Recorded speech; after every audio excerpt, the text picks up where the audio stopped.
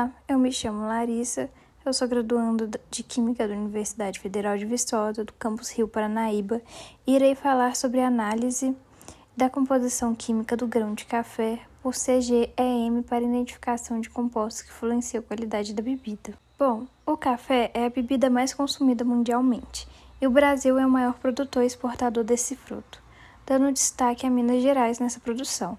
Os grãos de café possuem aproximadamente 1.000 compostos voláteis e não voláteis. Os voláteis são responsáveis pelo aroma, enquanto os não voláteis são responsáveis pelo sabor. A qualidade do café é influenciada pelos compostos bioativos, os açúcares e os ácidos orgânicos e lipídios. Dentro desses bioativos entra a trigonelina, cafeína e os ácidos clorogênicos, no qual a trigonelina ela é responsável pelas propriedades sensoriais e também tem uma propriedade antioxidante. A cafeína ela é o composto mais bioativo e é responsável por sua característica estimulante e ela ajuda a ressaltar o sabor e o aroma presente no café. Já os ácidos clorogênicos eles atuam no balanceamento e o açúcar, responsável pela doçura, além dos aminoácidos que no processo de torrefação produzem juntamente com os açúcares as melanoidinas pela reação de Maillard. Essas são responsáveis pela cor escura dos grãos. Com isso, a metabolônica ela surge como uma ferramenta importante para a identificação dos compostos que influenciam na qualidade do café. Aqui, no nosso objetivo da pesquisa,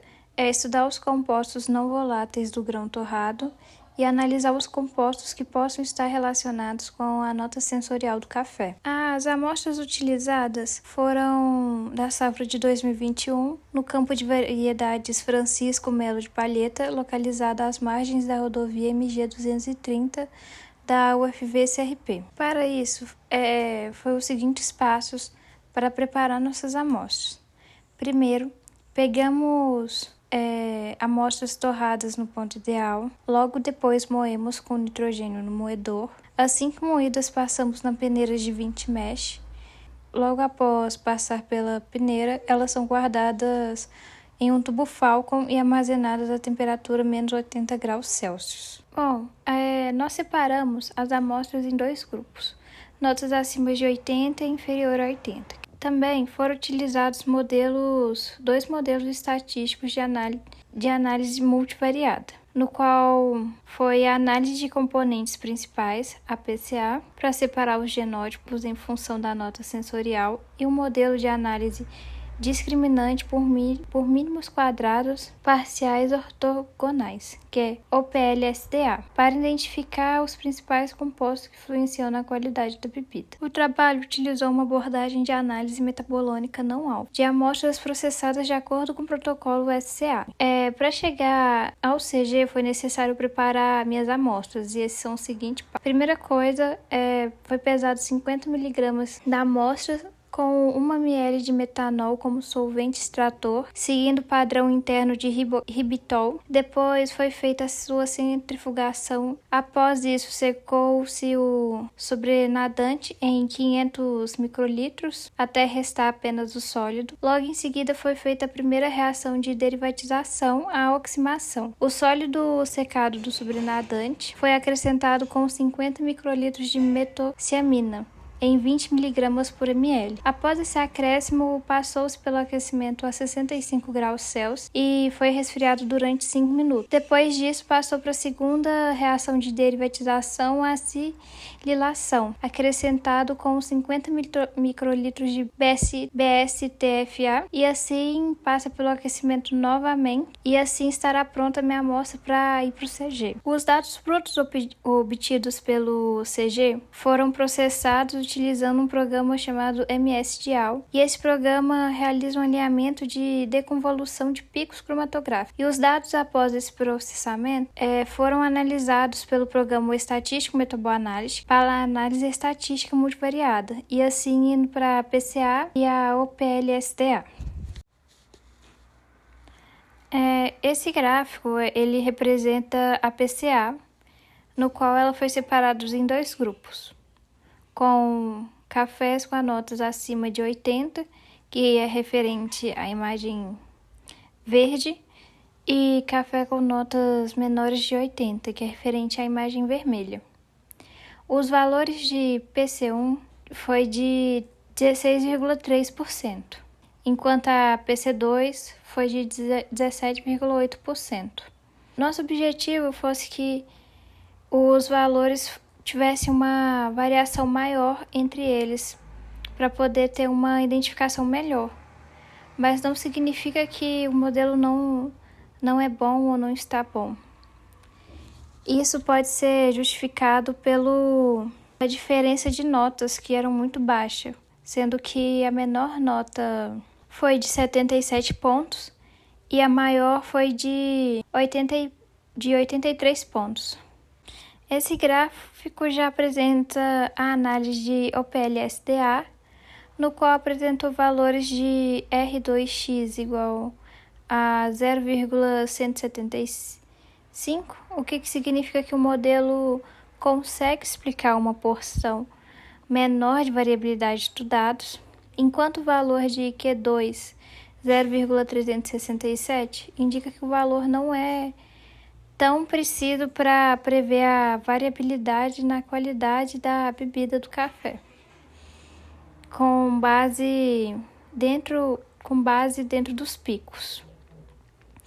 O valor de R2Y ser 0,985 indica que o modelo possui uma boa capacidade de prever e explicar a variabilidade da qualidade dos grãos de café com base nos dados dos picos do compostos. Além disso, esse gráfico também apresentou dois compostos, que são possíveis moduladores positivos do sabor, sendo ele a L5-oxoprolina e o ácido 14-metilhexadenoico. Esses são os dois compostos que eu havia falado anteriormente, no qual a OPL-SDA apresentou, sendo que na figura 4 é a figura representando a estrutura da L5-oxoprolina, enquanto a figura 5 representa a estrutura do ácido 14-metilhexadenoico.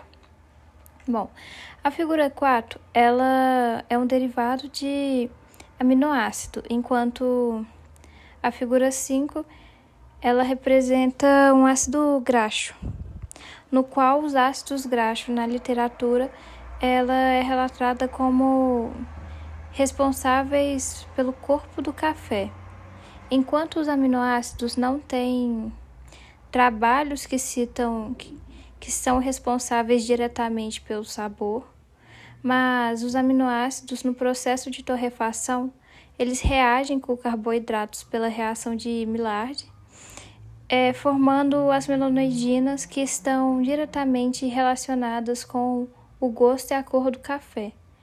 Logo, essas substâncias ainda não estão relatadas na literatura, somente sua classe orgânica em que elas pertencem. Mas sobre a influência da qualidade do café, ainda não tem nada relacionado. Por isso que eles são possíveis moduladores do sabor. Com isso, conclui-se que foi possível identificar e separar os cafés especiais e não especiais pela análise de PCA. Já a análise de OPL-SDA foi encontrado dois compostos que são possíveis influenciadores no aroma e gosto do café, que será necessário ainda fazer uma pesquisa dentro desses dois compostos para saber de fato em que influenciam, se é positivamente ou negativamente. Porém, novas análises devem ser feitas com maior diferença de nota sensorial. Assim, deverão também ser realizadas para melhor ajuste do modelo. Aqui estão as referências que eu usei para o meu trabalho, para fazer essa apresentação, que são os meus agradecimentos.